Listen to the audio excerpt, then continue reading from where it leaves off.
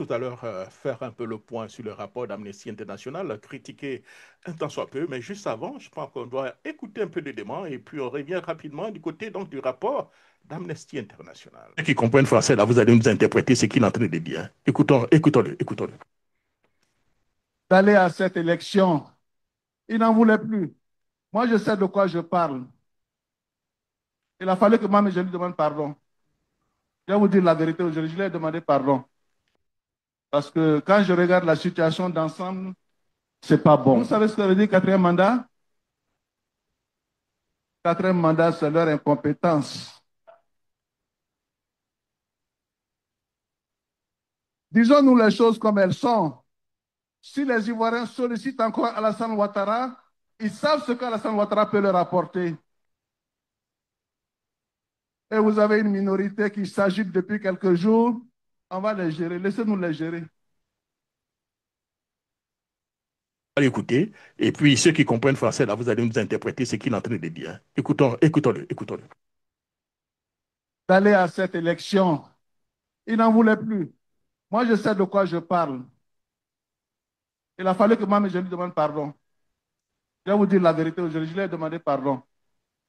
Parce que quand je regarde la situation d'ensemble, c'est pas bon. Vous savez ce que ça veut dire quatrième mandat? Quatrième mandat, c'est leur incompétence. Disons-nous les choses comme elles sont. Si les Ivoiriens sollicitent encore Alassane Ouattara, ils savent ce qu'Alassane Ouattara peut leur apporter. Et vous avez une minorité qui s'agite depuis quelques jours. On va les gérer. Laissez-nous les gérer. Voilà. Alors, tout simplement, nous sommes donc en Côte d'Ivoire où on gère donc les opposants et on sait ce que ça veut dire. On aura la possibilité donc d'analyser les propos du ministre de la Défense avec le docteur Eric Eddy demain à partir donc de 12h30 heure donc des États-Unis, donc disons de Washington. Il sera donc 12h, de quoi 16h30, c'est ça, hein, GMT et 18h30 du côté donc de Paris avec le docteur Eric Eddy où nous allons analyser un peu tout ça, les conséquences et surtout que voulait réellement dire le ministre donc, de la Défense. Ça sera donc demain. Mais en attendant, avant certainement de vous laisser partir, je parlais tout à l'heure donc du rapport de Amnesty International et qui a pour titre Quand manifester devient donc un crime. Ça, c'est Amnesty International. Quand manifester devient donc un crime, oui, à Abidjan. Il faut le dire deux fois pour croire, donc dans la Côte d'Ivoire de 2025, à 9 jours donc d'une élection présidentielle contestée, manifestée publiquement, est devenu donc un acte suspect, un délit d'opinion puni par donc des gaz lacrymogènes, des fourgons cellulaires. Et là, ça se passe donc en Côte d'Ivoire. Et ironie du sort, et ce qui nous remet réellement mal à l'aise, les gentlemen, c'est que ce régime au pouvoir, hier dans l'opposition, ils ont utilisé donc les manifestations un peu partout depuis le président Henri Konambedier, le chef d'État, le général Guéhi et Laurent Gbagbo, ça a été donc la manifestation à outrance et des critiques envers donc, les différents régimes qui ont tenté, un tant soit peu, sans avoir utilisé les méthodes qui sont utilisées aujourd'hui, hein, de casser les manifestations. Ils ont utilisé toutes les aides donc, de la Saint-Jean pour arriver au pouvoir. Même, vous avez vu, apporter donc le soutien à la rébellion en écoutant les propos du secrétaire exécutif du RDR devenu RHCP aujourd'hui, M. Sissé Bakongo. Il a été clair que les nordistes avaient donc raison de rentrer donc dans la rébellion. Cela a été justifié. Et aujourd'hui, manifester à Abidjan devient donc un crime de lèse-majesté. C'est donc octobre 2025, Amnesty International tire donc la sonnette d'alarme. L'organisation donc rappelle au pouvoir une évidence oubliée. La liberté donc de manifester est un droit, pas un privilège concédé au gré donc des humeurs présidentielles. Et pourtant, le régime a choisi la voie donc la plus brutale, celle donc des interdictions générales, de la répression préventive et donc de l'intimidation systématique que nous voyons du côté donc d'Abidjan. Je suis encore en train donc de voir l'image donc, du jeune où il y avait autour de lui 4 policiers. Vous pouvez directement aller sur ma page Afrique, Jacques Rochechot, pour voir un peu donc la vidéo. Aujourd'hui, c'est donc une république verrouillée. Le 2 octobre, le Conseil national donc, de sécurité en Côte d'Ivoire a décrété que toute manifestation visant contester donc, les décisions du Conseil constitutionnel serait donc interdite. Oui, les décisions du Conseil constitutionnel sont normalement irrévocables, applicables à tous. Mais c'est que là où il y a X, c'est que les décisions du Conseil constitutionnel hier ont été donc critiquées, boudées même. Il y a eu des manifestations contre les décisions du Conseil constitutionnel quand ce régime, aujourd'hui au pouvoir, était dans l'opposition. Nous nous souvenons donc de la décision donc, de 2000 avec dans le temps la Cour suprême qui jouait le rôle du Conseil constitutionnel avec M. Tiakone. M. Ouattara a ouvertement et partout dans les 4 coins du monde critiqué la décision du Conseil constitutionnel. Yeah. Oui, le RDN n'a pas du tout respecté la décision du Conseil constitutionnel avec les manifestations et autres. On se souvient encore déjà, ladies and gentlemen, de la décision du Conseil constitutionnel en 2010, après donc les élections présidentielles. Oui, le RDR n'a pas accepté la décision du Conseil constitutionnel. La communauté internationale qui avait apporté son soutien à la coalition du RDR et autres partis au pouvoir n'ont pas accepté la décision du Conseil constitutionnel. Donc oui, nous savons, oui, la décision du Conseil constitutionnel, normalement, devrait être irrévocable. C'est que le pouvoir en place ne les a pas du tout respectés hier. Voilà la situation dans laquelle nous nous sommes. En clair, cher ami, on vous autorise donc on vous autorise à applaudir, pas à penser. Oui, vous devez applaudir. Yeah, vous devez applaudir, mais vous ne devez pas penser. Quand vous commencez déjà à penser, vous devenez suspect. Et le même jour, déjà après donc 44 000 membres des forces de l'ordre, y compris même des DOSO et autres, des sécurités sont déployées à Abidjan. Les préfets deviennent donc les nouveaux gardiens de l'ordre politique. Les rassemblements donc de l'opposition prévus donc les 14 et 11 novembre interdits, reprimés, écrasés sous donc les lacrymogènes, je peux dire, les gentlemen. Oui, on parle de nombreuses arrestations, entre 237 et 1000, tout dépend de l'endroit où on se situe, puisque ça évolue. Arrestations au niveau donc d'Abidjan, d'Abou et autres. Aujourd'hui, vous avez écouté le docteur Bogassako Chervert. On nous signale déjà qu'il y aurait eu 1 ou 2 morts. Je vais certainement vérifier. J'ai vu des informations, mais vous savez, dans ces ans de situation, il faut prendre toutes les informations avec beaucoup de pincettes. Oui, mais l'information circule qu'il y a déjà 2 morts. Oui, il y a déjà 2 morts. Ce sont des chiffres qui commencent déjà à faire peur et ça ne fait que commencer. Le 11 octobre, donc, des jeunes ont tenté donc, de se rassembler pacifiquement à Cocody. Leur réponse est donc les gaz lacrymogènes, les matraques, les arrestations massives. Dans ce jour, on avait parlé donc de 237 à Abidjan et 18 à Dabou. Le crime, avoir marché sans armes, mais avec donc des convictions. Oui, ça devient un crime au niveau donc d'Abidjan. Marcher avec donc des convictions devient un crime. Les chefs d'accusation, c'est quoi? Mystère. Le silence donc du pouvoir est aussi donc éloquent que son mépris. Amnesty International exige donc la libération donc immédiate de tous ceux qui ont eu l'audace d'exercer donc leurs droits humains. Hier, Amnesty International demande, disons que la communauté internationale commence réellement à se pencher sur ce qui se passe. Les tests contre les matraques, oui, yeah. La Côte d'Ivoire a ratifié donc les pactes internationaux relatifs aux droits civils et politiques. Elle a signé donc la charte africaine des droits de l'homme. Mais sur le terrain, c'est donc le code de la peur qui s'implique. Oui, le code de la peur qui s'implique. Interdiction générale, blocage policier, siège donc de la résidence Dr Finguessan assiégée. Oui, on a vu donc le domicile donc, de M. Akossi Banjo violé. Oui, M. Akossi Banjo aujourd'hui qui se retrouve peut-être entre 4 murs quelque part. Oui, la scène donc ressemble davantage, cher ami, à un régime obsédé donc, par le contrôle, car donc une démocratie sereine en période donc, électorale. Oui, l'objectif c'est quoi? Faire peur, créer la psychose et imposer donc le bon vouloir. Oui, on peut le dire, cher ami, dans la situation, le compte à rebours commence. Dans 9 jours, le pays s'apprête à voter hein, donc dans un climat verrouillé. Des candidats majeurs ont été donc écartés, pour ne pas dire 4 candidats majeurs, et puis voilà, ont été écartés. Tidjam Tiam, Laurent Gbagbo, Assalé Timoko Antoine, Afingessan et Vincent Tobi. Oui, les rassemblements sont donc interdits. La rue est muselée. Oh oui, vous avez écouté le petit frère du président qui est en même temps aussi le ministre de la Défense. Nous allons les gérer. Yeah. On sait ce que ça veut dire en Côte d'Ivoire. Il faut les gérer. Yeah. Yeah. Une minorité, on va la gérer. Yeah. Et pendant ce temps, le président sortant donc brigue un 4 mandats, disons, illégitime.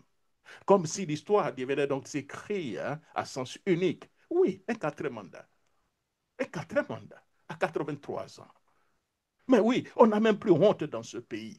L'hypocrisie est devenue donc au summum.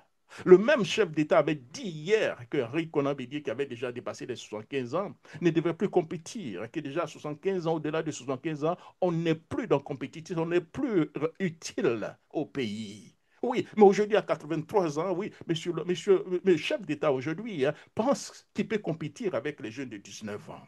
Yeah. Mais l'histoire donc a ses surprises. Et lorsque donc la parole est bâillonnée, la rue devient donc le dernier parlement. Amnesty International, en dénonçant donc cette répression, tente un miroir, tend donc un miroir, si vous voulez, donc au pouvoir. Ce n'est plus la contestation qui menace la paix. C'est donc la brutalité d'un régime qui refuse donc d'écouter. Je répète, c'est la brutalité d'un régime qui refuse aujourd'hui donc d'écouter. Yeah, voilà un peu ce qui est en train de se passer. Manifester, cher ami, ce n'est pas un crime. Non, ce n'est pas un crime manifester. La manifestation pacifique n'est pas donc une faveur, comme je le dis, donc accordée à un prince. C'est donc un droit constitutionnel et universel. En criminalisant donc la rue, le régime de Ouattara ne fait que taire, ne fait pas donc taire donc la contestation. Il la concentre et la radicalise et, cher ami, l'internationalise. Le régime passe et les droits restent. Oui, monsieur Ouattara, votre régime va passer, mais les droits doivent rester. Si vous interdisez aujourd'hui donc les manifestations, et demain quand vous serez dans l'opposition, oui, peut-être que vous dites que bon voilà, mais demain quand vous serez dans l'opposition, qu'est-ce qui se passera? Il y a qu'à manifester, les gentlemen, pour conclure, devient donc un crime pour reprendre un peu tout cela. Donc, en 9 jours donc, des élections présidentielles, la Côte d'Ivoire verrouille donc la rue comme donc on verrouille donc une cellule. Il faut fermer donc la cellule. Tcha, tcha, tcha, exactement. Non, plus de manifestation. Oui, je vais rester au pouvoir vitam aeternam. Tu as le droit de quoi? Oui, vous êtes incompétent. Yeah. Vous avez laissé donc un troisième mandat. Oui, vous êtes incompétent. Oui, les Ivoiriens, nous sommes incompétents. Oui, nous sommes incompétents puisque nous sommes incapables de défendre nos droits. Oui, Téné Ibrahim a raison. Vous êtes incompétents. Nous sommes incompétents. Notre constitution est claire. Un mandat, deuxième mandat, pas plus. On a accepté le troisième mandat avec des arguments farfelus. Déjà, mon candidat est décédé. Depuis quand la Constitution dit quand vous avez candidat décédé, vous violez la Constitution? Non, on a laissé cela. On l'a expliqué. Aujourd'hui, il est même encore venir avec un 4 mandats qu'on va expliquer à la population. Ah oui, oui, le pays est menacé un peu partout. Il y a de ceci. Ah oui, je dois rester. Mais le pays sera toujours manifesté, sera toujours en danger, vous comprenez? Dans ces conditions, il faut s'attendre à un 5e mandat, à un 6e mandat. Et gare à vous, les gentlemen, je le dis, le piège qui est tendu aux Ivoiriens maintenant, si vous ne faites pas attention, qu'est-ce qui va se passer? On veut organiser toutes les élections avant décembre. Pourquoi? C'est très simple. Là, ils veulent capitaliser sur la frustration donc, des Ivoiriens qui ne vont pas certainement pouvoir compétir. C'est leur calcul. Hein. Ils ne pourront pas donc compétir. Et quand ils verront donc ils ont vu donc leur champion donc exclu, donc ils ne vont pas compétir. Ils vont bouder. Vont bouder. Beaucoup n'iront pas retirer donc leur carte d'électeur. Oui, Et donc, ils ne pourront pas voter pour les élections législatives alors que eux, leurs militants ont pratiquement donc le double même des cartes. Qu'est-ce qu'ils vont faire? Ils vont aller donc voter massivement après donc les élections présidentielles pour avoir donc le maximum de députés. Leur objectif, c'est de quoi? C'est d'avoir les 2 tiers de l'Assemblée nationale. Puisque une chose, donc le RHDP ne veut pas du tout faire, c'est donc affronter, pour ne pas dire M. Ouattara, affronter donc les Ivoiriens donc dans les urnes. Non, il ne veut pas le faire.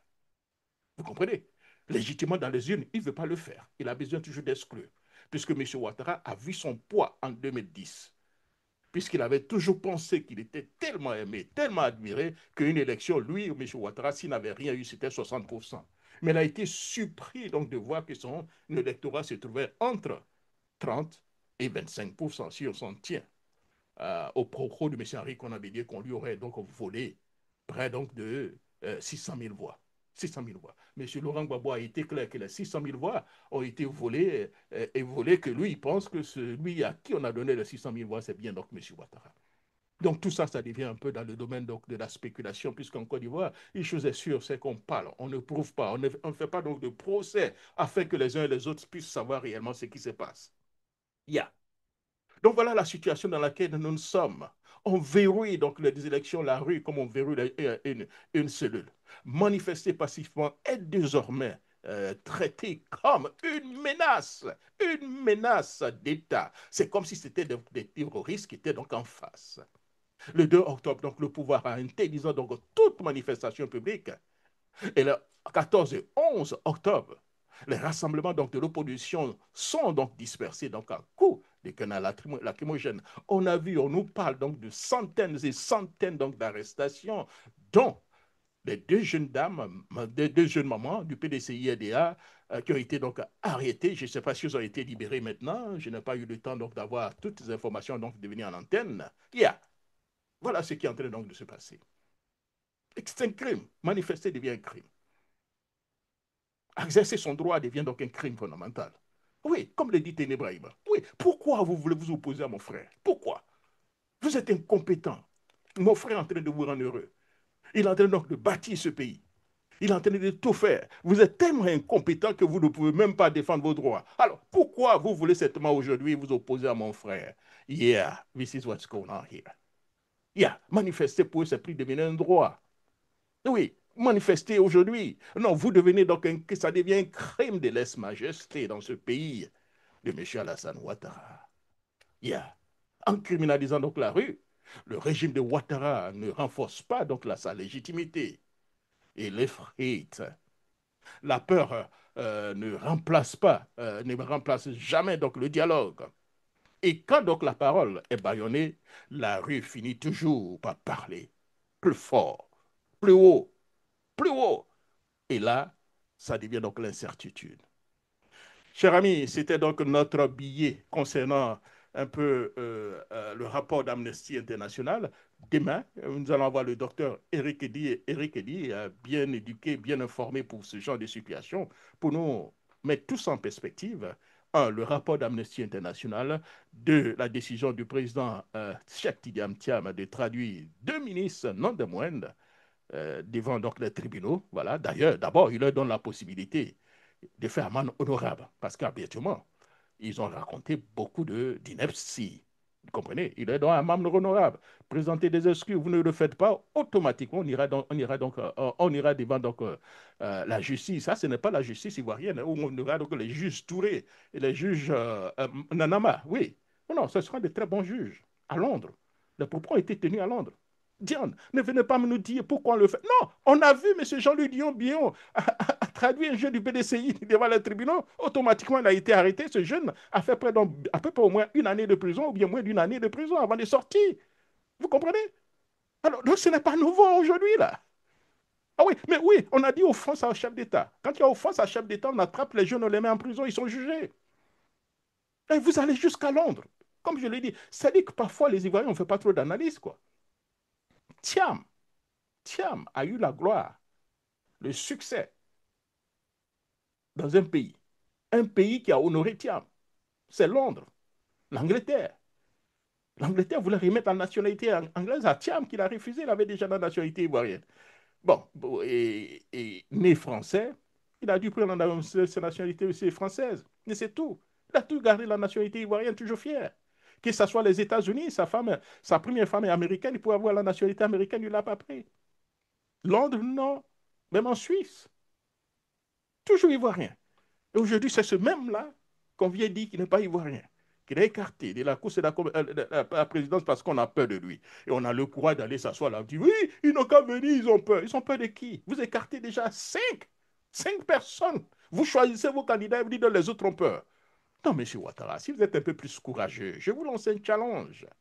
Ayez le courage de laisser les autres compétir. Vous n'allez même pas gagner les élections. Vous n'allez même pas dépasser les 30%. Vous ne pouvez pas aller au deuxième tour. Même si vous allez au deuxième tour, ils vont vous d'abattre au deuxième tour parce qu'il y aura une coalition contre vous.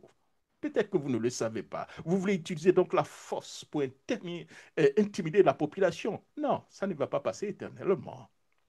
Merci beaucoup, cher ami, hein, et puis rendez-vous pour notre mission, comme je l'ai dit, demain, à partir donc de 12h30, heure de Washington, D.C., et à 16h30 GMT, 18h30 du côté donc de Paris, avec le docteur Eric Eddy. Ça, c'est une très, très bonne émission pour analyser tout ça et mettre tout ça en perspective.